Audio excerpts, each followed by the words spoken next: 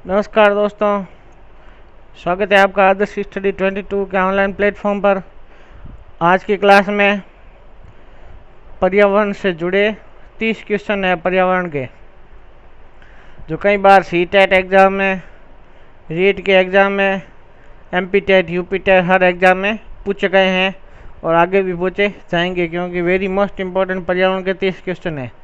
तो चलिए देर न करते स्टार्ट करते हैं। सबसे पहला क्वेश्चन, कौन कौन सी गैसें ग्रीन हाउस इफेक्ट के लिए उत्तरदायी है? किन किन गैसों से ग्रीन हाउस प्रभाव ज़्यादा होता है?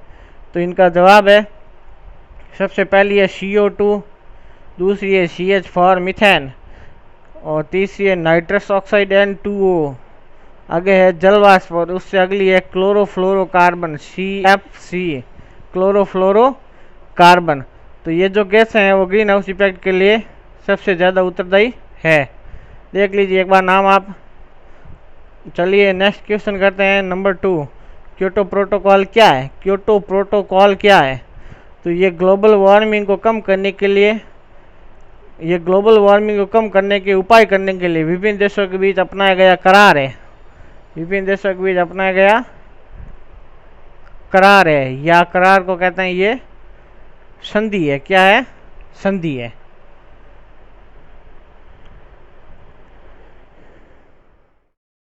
दोस्तों चलिए अगला क्वेश्चन है, ओजोन छिद्र का निर्माण सर्वाधिक कहाँ पर है?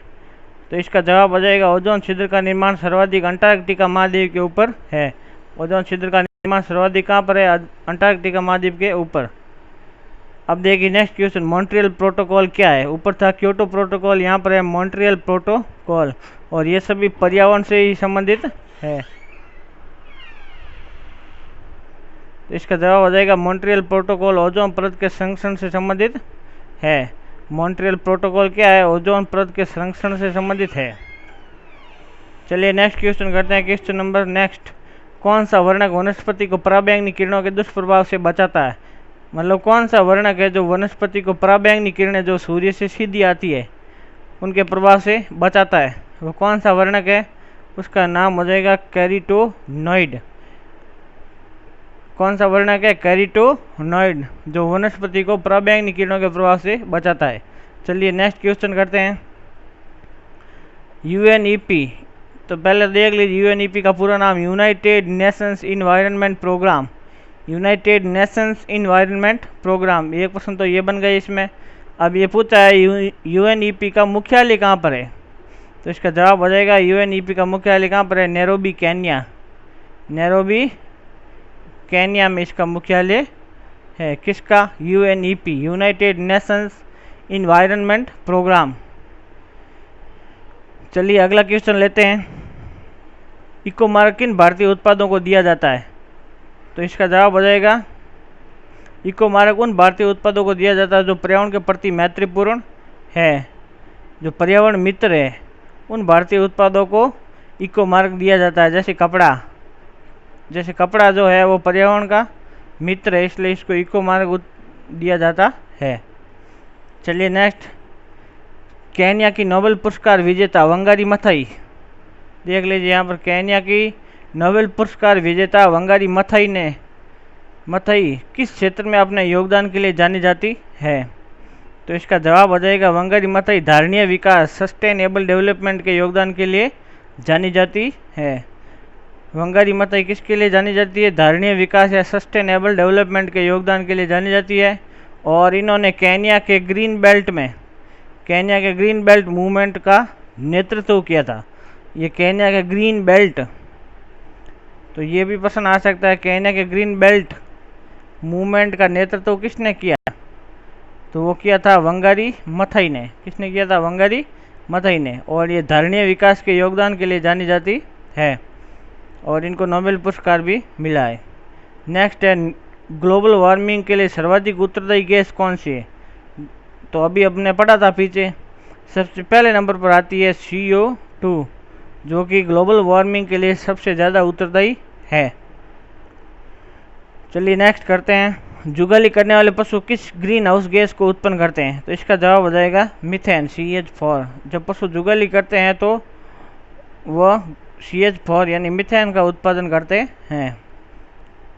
नेक्स्ट है ग्रीन हाउस गैसों की संकल्पना किसने दी? तो ग्रीन हाउस गैसों की संकल्पना दी थी जोसेफ फॉरियर ने। किसने दी थी? जोसेफ फॉरियर ने ग्रीन हाउस गैसों की संकल्पना दी थी। नेक्स्ट है कौन सा राज्य भारत का प्रथम कार्बन मुक्त राज्य बन गया है? देख लीजिए यहाँ पर इम्पोर्टेंट क्वेश्चन है, कौन सा राज्य है जो भारत का प्रथम कार्बन मुक्त राज्य बन गया है? इसका जवाब हो जाएगा हिमाचल प्रदेश। एचपी राज्य है हिमाचल प्रदेश, जो कि भारत का प्रथम कार्बन मुक्त राज्य बन चुका है। अगला चलते हैं क्वेश्चन नंबर नेक्स्ट। मैं फटाफट करा रहा हूँ क्योंकि क्वेश्चन थोड़े ज़्यादा है इसलिए। ईपीए का पूर्ण रूप क्या है? ईपीए का पूरा नाम क्या है? तो इसका पूरा नाम हो जाएगा environmental protection agency. Environmental protection agency, EPA, environmental protection agency. और ये किसके काम आती है? ये पर्यावरण संरक्षण एवं जागरूकता अभियान से संबंधित अमेरिका का संगठन है। ईपीए कहाँ का संगठन है? तो ईपीए अमेरिका का संगठन है जो कि लोगों को पर्यावरण के प्रति जागरूक करता है, इन्वायरमेंटल प्रोटेक्शन एजेंसी। चलिए अगला क्वेश्चन है, अंतर्राष्ट्रीय अम्ल वर्षा सूचना केंद्र कहाँ पर स्थापित किया गया? अंतर्राष्ट्रीय अम्ल वर्षा सूचना केंद्र, तो इसका जवाब है ये सूचना केंद्र ओस्लो में है। कहाँ पर है? ओस्लो में। अंतर्राष्ट्रीय अम्ल वर्षा सूचना केंद्र कहाँ पर है? ओस्लो में। नेक्स्ट क्वेश्चन है,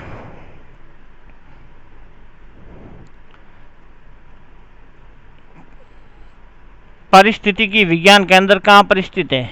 तो इसका जवाब हो जाएगा पारिस्थितिकी विज्ञान केंद्र कहाँ पर है? बेंगलुरु में। पारिस्थितिकी विज्ञान केंद्र बेंगलुरु में स्थित है। चलिए नेक्स्ट, सालिम अली कौन थे? इसका जवाब है सालिम अली एक विख्यात पक्षी विज्ञानी थे। सालिम अली कौन थे? विख्यात पक्षी वैज्ञानिक थे। अगला प्रश्न है, 5 जून को विश्व पर्यावरण दिवस सबसे पहले किस वर्ष में मनाया गया? विश्व पर्यावरण दिवस कब मनाया जाता है? एक तो क्वेश्चन ये बन जाता है, तो वो मनाया जाता है 5 जून को। और सबसे पहले विश्व पर्यावरण दिवस किस वर्ष को मनाया गया? इसका जवाब है 1973, 1973 में पहली बार विश्व पर्यावरण दिवस मनाया गया था। अगला प्रश्न है, भारत में वन महोत्सव दिवस कब मनाया जाता है? तो ये महोत्सव जुलाई के प्रथम सप्ताह यानी 1 जुलाई से 7 जुलाई तक मनाया जाता है। भारत में वन महोत्सव कब मनाया जाता है? जुलाई के प्रथम सप्ताह में, 1 से 7 जुलाई को। जुलाई के प्रथम सप्ताह में क्या मनाया जाता है? वन महोत्सव, 1 से 7 जुलाई को। चलिए अगला क्वेश्चन लेते हैं। जुलाई 1950 में अधिक पेड़ लगाओ अभियान का उद्घाटन किसने किया था?